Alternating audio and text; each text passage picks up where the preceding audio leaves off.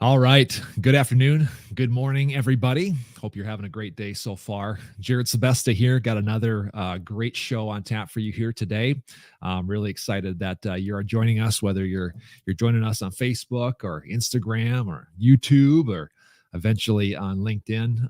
Hope you're having a great day. And again, I'm really glad that you're joining us here today. We've got a great guest. We're going to talk about neuroplasticity, which apparently is different than rhinoplasty. I found that out as I was researching this topic. that's what came to mind when I was when I was checking this out for the very first time. But definitely a topic that is near and dear to me, and in an area where I have seen a lot of results in my own life, not only physically, emotionally, mentally, the whole gamut. So really, this is going to be a topic that is going to help a lot of people. Kind of set them free. And that's really the ultimate goal with today's show. So again, so glad that you're joining us here today. Just a quick reminder, if you go to my website, jaredsebesta.com, I've got a free tool on there, how to unleash your life in 7 easy steps. Click on that link, or just head to my website, jaredsebesta.com. You'll see a link right at the top of the homepage that says free download. You'll also get an opt-in page. Again, give me a name and an email, and we'll get you signed up, and you'll get that tool right to your inbox, totally free. But really the whole point of this is to, again, let you step into a new life and get you to where you want to go. I get a chance to do a lot of speaking and coaching, and people get stuck. And why do they get stuck? Old mindsets, old habits, old patterns. And then you wake up like me and you're 45 years old. And sometimes you're like, well, how did I get here? And, a lot of people talk about goal setting. By the way, we're ending Q2 here in just a couple of days, midway point of the year. You don't get a prize if you accomplish a goal. You don't get a prize if you take on a new discipline. Nobody sends you a check in the mail. But what those disciplines do, what those behaviors do, what those intentional actions do and thoughts do is they set you free in a lot of ways for you to operate in your most optimal form, for you to become the person that you were created to be. So this free tool is a goal setting tool for you to live more intentionally. But I hope you check it out. And again, the whole idea, the goal of the goal isn't the goal. The goal of the goal is for you to be operating in your most truest identity. And when people do that, that's when they see change. That's when things start to unfold in their life, physically, emotionally, spiritually, financially, relationally. And so again, Life-Undeferred really kind of covers the gamut when it comes to that. So I hope you go check that out again, jaredsebesta.com. Got a really great guest here on tap here today, Dr. Ashley Rath. Can you hear me, Dr. Ashley? I can. Yes. All right. Can you hear me? I can hear you just fine. Chiropractor and entrepreneur Dr. Ashley Rath is here to talk about strategies for building resilience and reducing stress. We're going to dive into the brain's ability to reorganize itself by forming new neurological connections and how this can be leveraged to manage stress and build resistance. Ashley, thanks for joining me here today. Yeah, thanks for having me. It's my pleasure. It's going to be a really fun conversation. This is kind of my love language right now, as I've mentioned, neuroplasticity. That's different than rhinoplasty, very different from what I understand. But if you had to tell somebody who has never heard this term before, how would you explain it to them? Sure. So when I talk about essentially neuroplasticity, I like to just say we are rewiring the brain. You are forming new neural pathways within the brain to essentially give you a different outcome. They talk about this a lot in injury. Let's say like strokes, where you have to kind of relearn something. And back in the day, they thought that the central nervous system could not heal and restore, but now we're finding out with neuroplasticity that it can. It's a slow process, but it's absolutely doable. But what's even more exciting, other than, hopefully you don't never experience a traumatic physical injury of any sort, but is how our past and how we were programmed, even as kids, or maybe traumatic events within our adult life, how we can change that trauma into something that's far more powerful, how we don't have to live in guilt or shame, fear, anxiety, for our whole life, that we actually have control over our own nervous system, and we get to choose essentially how healthy or unhealthy we are. And when I say health, yes, that's our physical health, but like you said, it's our financial health, it's our social emotional health, it's our mental emotional, it's our relationships that we're looking at. So it's far bigger. It's our how we are growing our family. Like, Mm. how are you teaching your kids? So everything that we use um, in our life, a lot of times we're just not even aware how we're wired. So I get super excited about this topic because it's near and dear, and I have seen myself. I used to be I still have a little bit of spice in me. I'm still like a little bit of spice, but I used to be like a hothead. So like, you light me up, I was a firecracker. And now I can see how like that was wired. It was more like a fight or flight response, which I can get into that, like sympathetic, parasympathetic, and how that plays a role too. But yeah, so I love that. long story short, that's my definition of let's rewire the brain. Let's establish, and I think we can all agree, and if this is a new concept to you watching or listening from home, like, your thoughts dictate so much, but to your point, you have the ability, you have the choice. I love that concept, that we have a choice in this. It's not just that we're wired this way and we just have to accept the outcomes. To your point, let's go down this road, since you brought it up, because I'm kind of a hothead too. I'm wired very high frequency, which is good and bad. But Mhm. how does one start? Where do you start, kind of like unwinding some of these wirings, so to speak?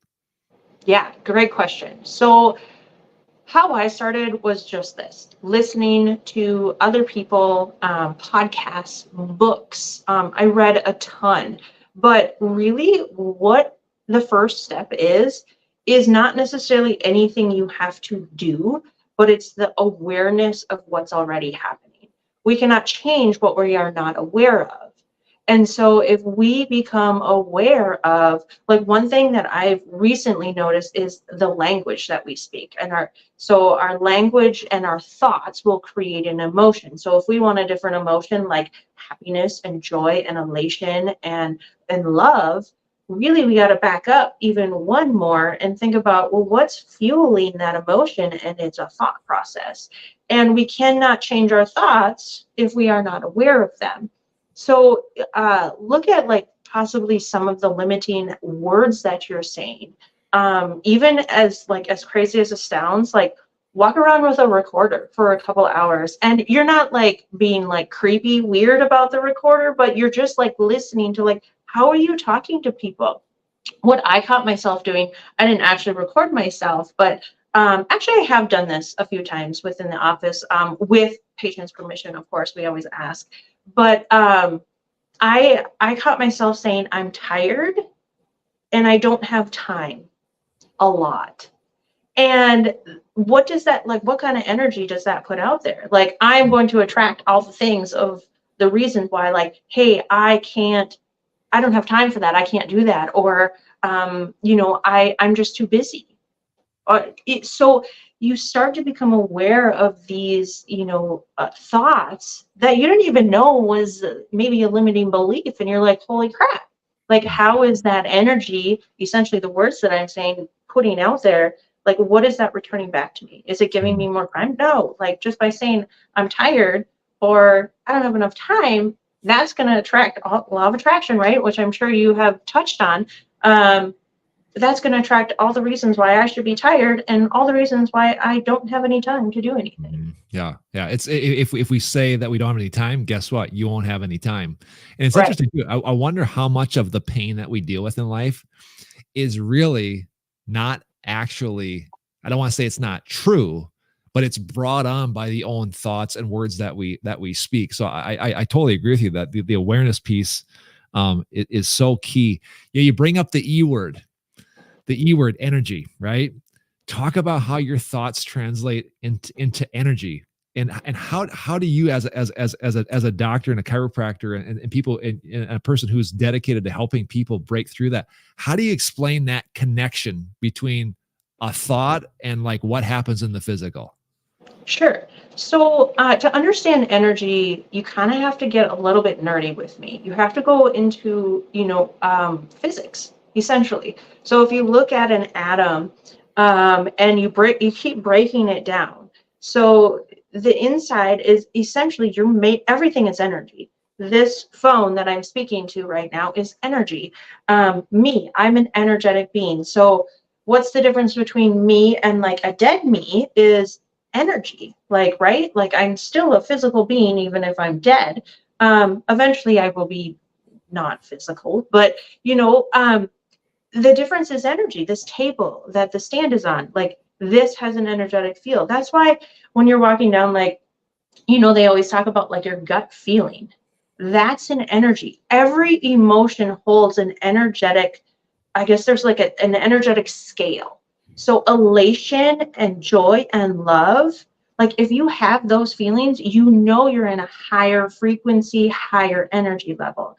How do you feel when you're feeling anxious, fearful, shame, guilt? You're going to be at a lower energy state. So when I look at like people that come in the office and patients that I see every day, sometimes I can tell how they were doing, not by the words that they are saying. It's their tone, it's their so how they say a word, right?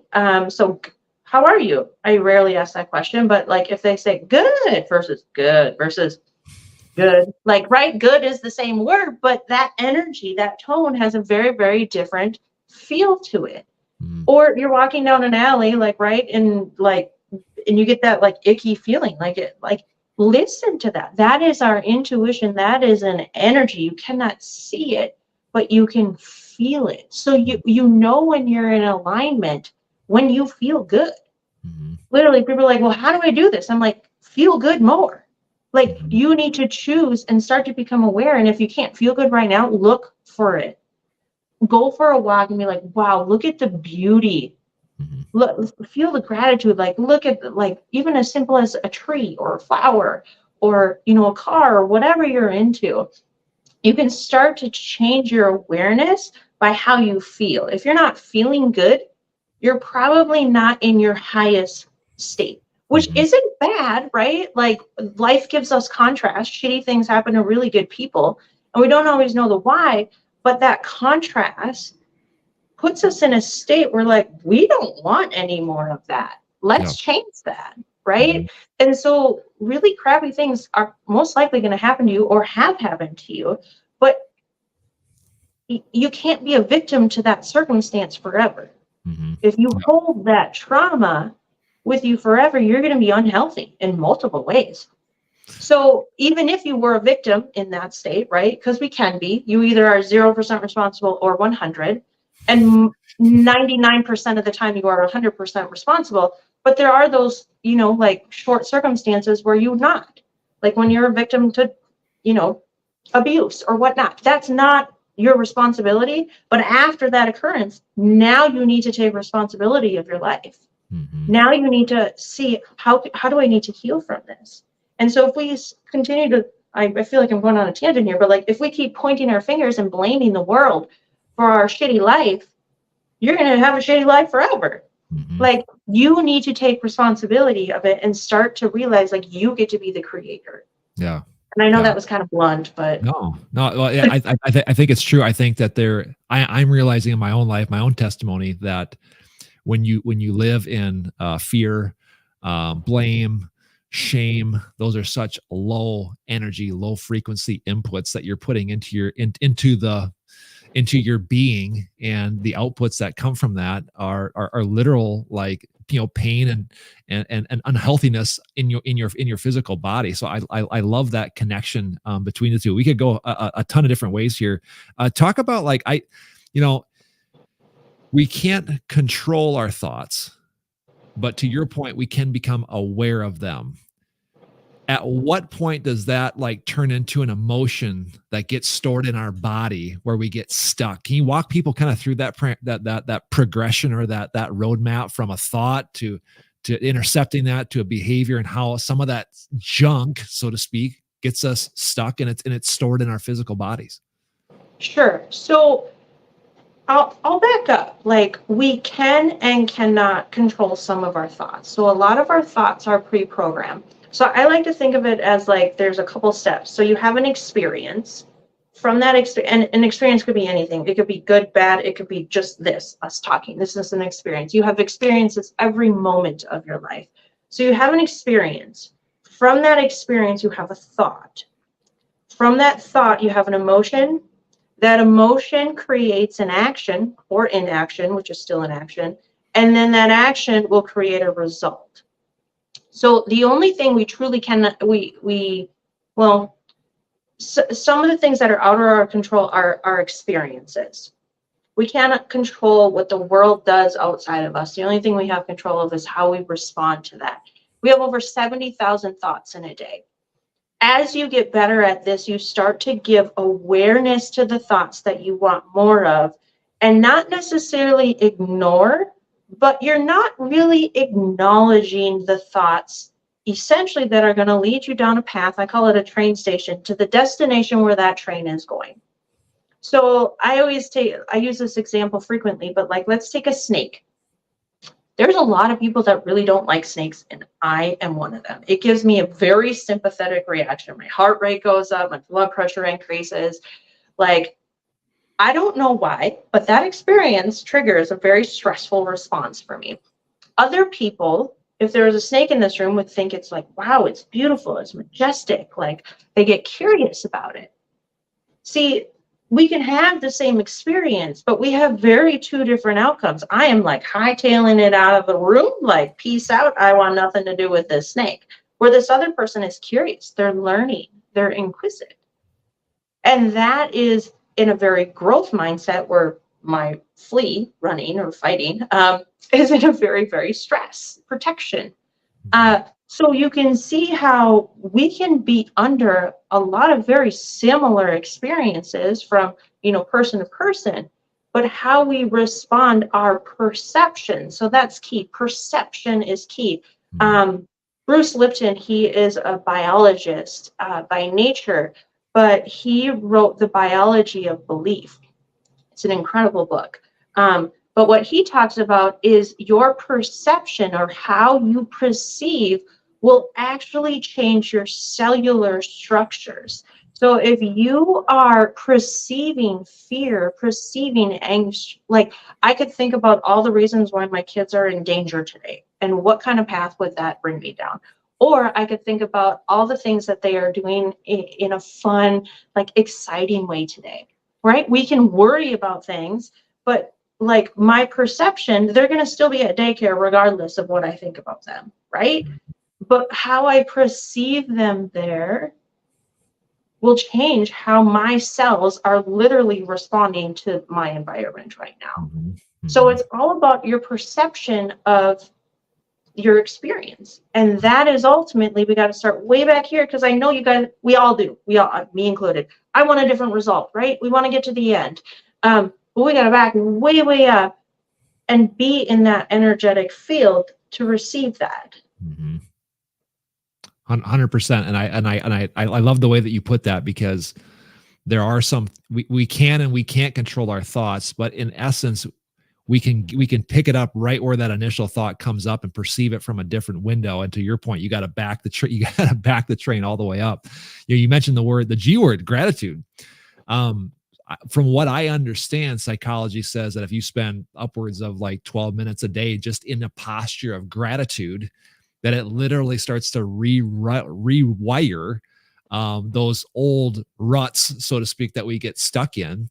You agree with that? You've seen that play out in real life, in your life, and other people's lives? Oh yeah, absolutely. Like 100%. One of the examples that one thing that just comes to mind to me is like, when we're in a really crappy situation. So last fall, I spent unexpectedly 5 days in the hospital with my son. He had a really, really severe bone infection. Couldn't walk, couldn't sit. He's an active 3-year-old at the time. And as you're sitting in the hospital, and it's not where you want to be. No one wants to be in a hospital, especially when it's your child that you cannot necessarily do anything about. You're just giving all this trust to, the medical field. and the doctors and the nurses and all the staff. But it was in those hard moments that I'm like, well, I can focus on like all of the things that could go wrong right now, because there were a lot. Mhm. However, I started to become aware of that rabbit hole that I was going down. And I'm like, well, what are the long-term effects? Like, how is this going to affect his running? Like thinking about all the worst case scenarios. And I immediately was like, Ashley, this is not helping. Like, Mhm. it's not. Like, we're not going anywhere where you want to go with these thoughts. And literally, like, I started to become aware, and it was hard, because when you're in those like fight or flight moments, it is not an easy thing to be like, oh, what am I grateful for right now? Like, right? That's not necessarily the easiest thing to switch. So being grateful, like making a practice of it when you're in a more neutral, in my opinion, is much easier. But your breath will immediately change from that fight or flight stress response to a parasympathetic, that's the rest, relax, healing response. And once you are in a more parasympathetic state, then that gratitude is going to be a little bit easier. But depending on where you're at, from a gratitude stance, yes, it will absolutely expand Yeah. that law of attraction, because the more, right, like you're attracting gratitude, you're grateful for what you've already received, Hmm. and that gets a huge expansion. So depending on where you are on that scale, if you're like literally just surviving, work on your breath. Mhm. Work on, I need to get in a better state before I can, because a lot of times when you're just mumble jumbled, you're like, I'm not grateful for anything right now. Just get this icky thing out of my life. And that's Mhm. all we can think about. But eventually in that hospital room, I could see how grateful I am. I was. I Mhm. walked the halls and realized we were going to be one of the first ones out of that hospital on our floor. Hmm. Like, as crazy as that sounds, like as Oh, much as I didn't want to be there, I was grateful for that. I was grateful that we weren't in those helicopters that were landing on the hospital. yeah. I was grateful that I had two other healthy kids and, parents and in-laws to watch my kids. So you start to, while we were in the hospital, we got to stay with them the whole time because of that. Like, Mhm. there are so many different things that I could think about that I was grateful for. But if I focused on all the crap that was currently happening in the hospital, which it is, it's not fun, go through Yeah. crappy things. But if you focus on that, that's essentially the destination that train's going to lead to. And do Mhm. you want to be there? If you do, by all means. And a lot of people stay on that train their whole life, and it's a miserable train to be on in a lot of ways. You mentioned kind of practicing and being aware when the storms aren't hitting. I think that that's really key. I was just listening to a podcast this morning. He was talking about how in our minds, everything is happening instantaneously. The truth is that our brains are about a third of a second, depending on how old you are, kind of like behind the curve, so to speak. Our minds are very powerful, our brains are very powerful, but it actually takes like there's literally it's a measurable amount of time it takes for you to like get a stimulus in your brain to like catch up and do it. Your biology is actually faster.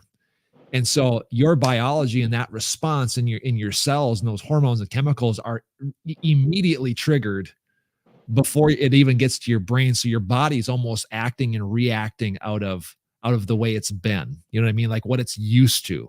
It goes back to it's falling back on the hormones and chemicals. And I'm talking way out of my lane here compared to where you are. So I should probably shut up at this point. No, no, no. It makes a lot of sense, Okay. because the reason nervous system, so a nervous system is an electrical impulse. Right. When you talk about your biology changing, that is energy. That is how Mhm. powerful energy is. It Mhm. is instantaneous. The instant you start becoming grateful, you will attract more things that you can be grateful for. The Mhm. instant you feel shame, guilt, fear, you will attract more of that. That's how powerful energy and how quickly your life can change. Your lives can change Mhm. if you truly focus on that energy that you are essentially emanating. Yeah. Yeah. 100%. You use the word parasympathetic. Talk about those two different zones. You tried to explain it to me one time and you kind of lost me. Like explain it to a guy like me who doesn't get that, but I'm getting it, but explain those two different paradigms. Yeah, yeah. So within your central nervous system, which is your brain and your spinal cord, you have two systems. I like to call it stress response and then your rest response. So your stress response is your sympathetic state. It's your fight or flight. It's your, they call it fight or flight because back in the day, when we were cavemen, we neither, like if a tiger came into our cave, we either needed to fight it off or flight, run away, otherwise we would be dinner for them. Now there is fight, flight, or freeze. It's like deer in headlights freeze. Like if I don't move, maybe no one will see me, or I don't know what to do, so I just stall. So that is essentially a protection mechanism. It's there to protect us when our body feels threatened, or not safe. It's not a bad thing, but what happens is our tigers today are not actual tigers. They are relationship issues, financial strains, work, career, personal stuff, our self-talk, our body image, our self-confidence. So what we think and do, and essentially what we put in our body too, toxins and physical traumas. So those are our tigers today. So when we are under more stress, we are in a sympathetic state.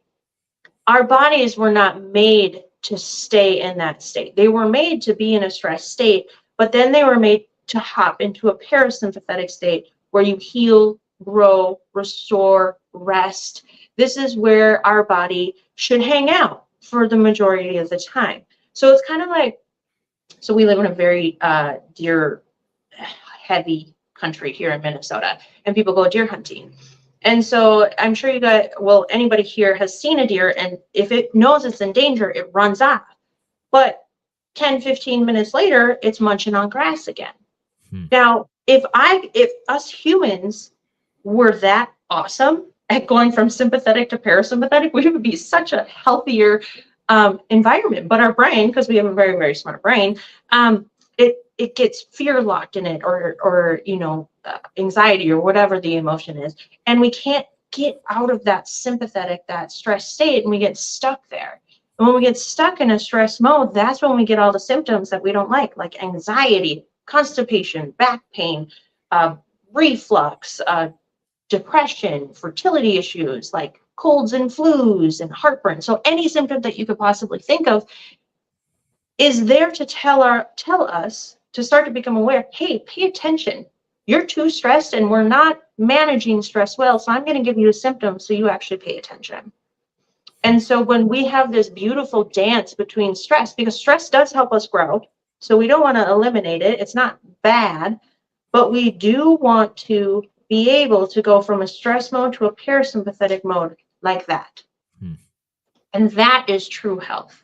When we can adapt to stress so essentially seamlessly, and integrate it and go back into a healing, growth, restorative, learn, curious mode, that's when health exists. Because we can't get rid of stress, we don't want to get rid of stress.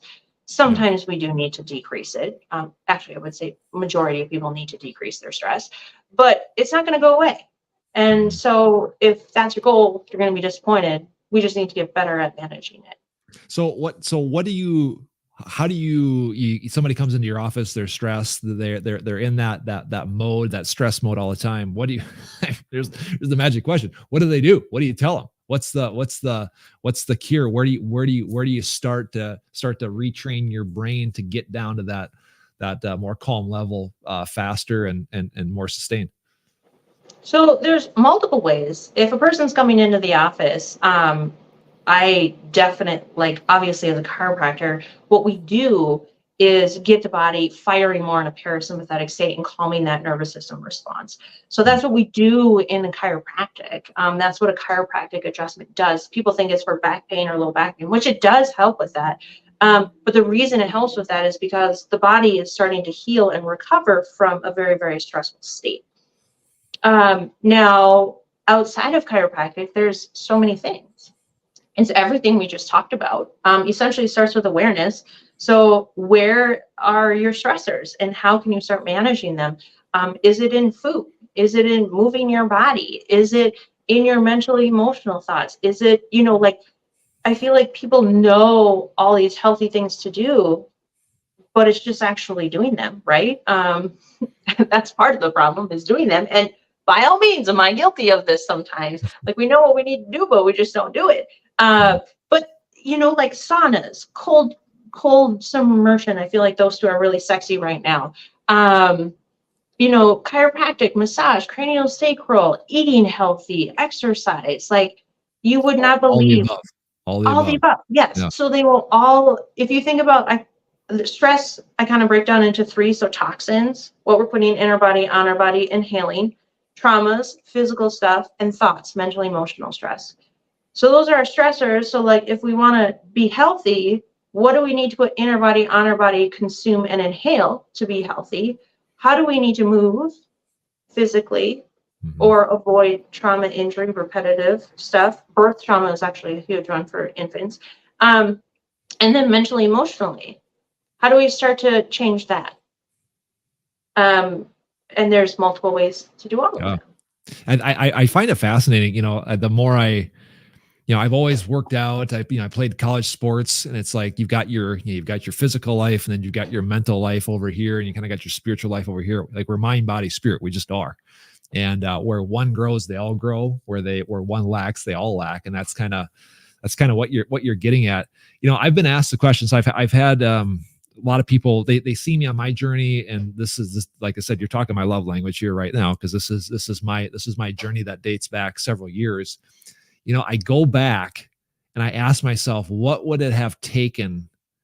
What would somebody could have said to me that would have gotten me to kind of like click?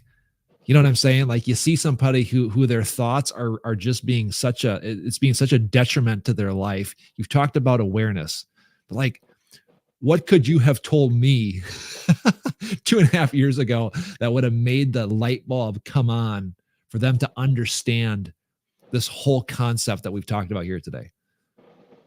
Gosh, that's a loaded question. It's super loaded, and it's not a fair question. I know that, because there's multifaceted. Yeah, Where would you start with? Where would you start with me 3 years ago? I think it depends. I feel like I didn't know you 3 years ago. So that's a hard question for me to answer.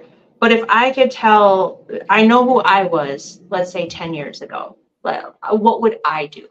Honestly, if I could redo my life, and to essentially become who I am today, but at an earlier age, like, right? Because we're constantly evolving and striving and living to our potential. I would start doing exactly this, but earlier. I would read Tony Robbins. I would read Napoleon Hill. I would look at those like self-help books that just are kind of foundational. Think and Grow Rich, like, those books. When I was not introduced to this world of like, whoa, like, I don't actually have to live the same life my mom and dad did. Oh, even though there's heart disease in my family, do I want that destination? Like, is that something that I'm just born into? And I get, like, if you live here in America, like, you are not born into anything. I'm gonna, like, you are, but you aren't. Right? Like, we all have crummy things happen in our childhood, but like, now you get to make a different choice. And so my biggest thing is like, read, listen, whatever it is, just fill your brain with information from people that you don't want to be them, but you essentially want to emanate that same energy. You want to live to a fuller potential. And I would say, start reading, start listening to more podcasts, start listening to more books. Like, that was life changing for me. And with reading all that, you're going to find that nugget that makes the biggest difference for you. I love that answer, because that's essentially what I did. I just got to a point where I just had to call somebody, and I called my friend Tim, and I said, what do I do? And he recommended a book, and I immediately bought it. I read it. It had very little to what we were talking about, but it sparked an idea, which led to another book, which led to another podcast, which led to another conversation, which led to another conference. And it just kind of evolved from there very quickly. I think it's fascinating that, again, you as a chiropractor saying, like, what can people do? You're not saying like, come in and get an adjustment. It's like, fill your brain with really good things. Like, at the very least, start there. And there's a number of different ways that you can treat or continue to get healthy. But almost start with like how you think and the things that you're pouring in to your head, and not accepting that it's got to be this way. Because again, back to some of the points at the beginning of our conversation, I wonder how much of our future is dictated because we've just made up our mind. Maybe indirectly saying this is just the way it's got to be and this is the way it's always going to be. And does it really have to be that way? I think that's just some great advice. Yeah. I love it. I mean, you should get adjusted too, really. Well, yeah, of course, of course, yes. That's part of the protocol as well. That's a given. I love that. I want to respect your time here. This has been a really, really fun conversation. We should do a part 2 to this for sure. There's a lot more depth there. I want to give you just a couple of rapid fire questions here before I let you go. You mentioned a number of books. What's your favorite book? I feel like I have 3. The Bible, Tony Robbins, Unleash the Power Within, and Napoleon Hill, Think and Grow Rich. So some staples there. And by the way, to your point here, and I'm just going to go on a tangent, the human empowerment camp and the Bible, the Christian camp, there's a lot more overlap there than what people think. I think people it's crazy. People in the Christian camp, and I'm definitely guilty of this. I would see the human empowerment group, and I would look at them, and there was no way that those two camps coexist.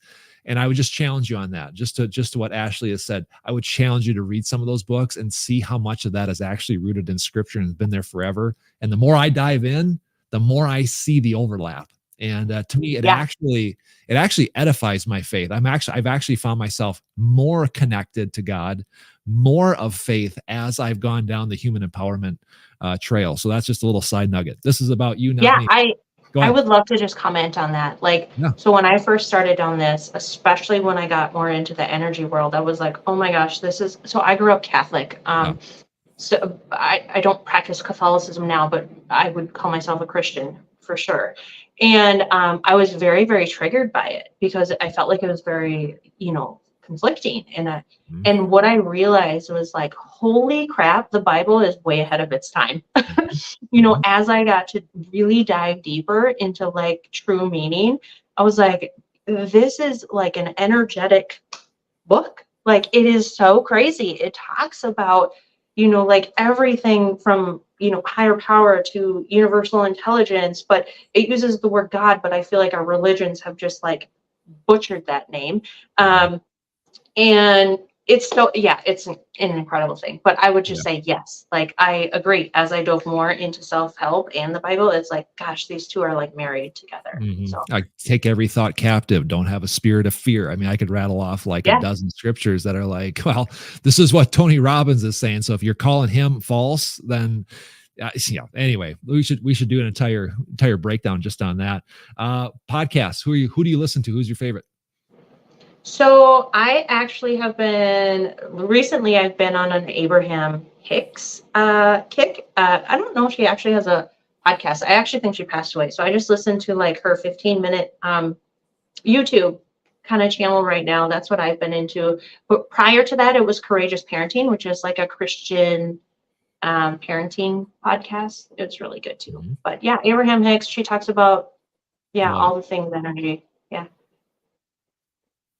I like that. Last question. Favorite guilty pleasure coming from a health expert and chiropractor.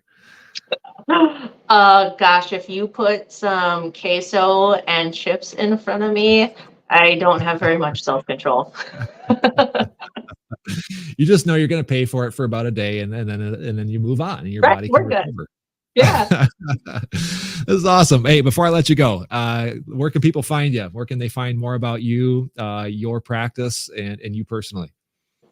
Yeah. So my personal page is drashleyrath.com. And then our practice is Family Roots Chiropractic. We're in central Minnesota, Spicer. You can Google us.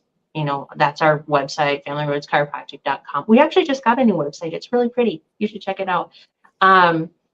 Instagram. I'm on Instagram. We're on all the things except for we're not hugely active on LinkedIn, but apparently I need to be.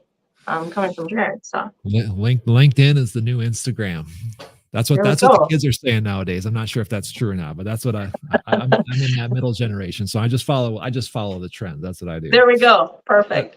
This has been awesome. I appreciate the conversation here today. And like I said, we should do a part 2 because I think we just kind of scratched the surface, but some great information. Thank you so much for your time today, and have a wonderful day. You too. Thank you.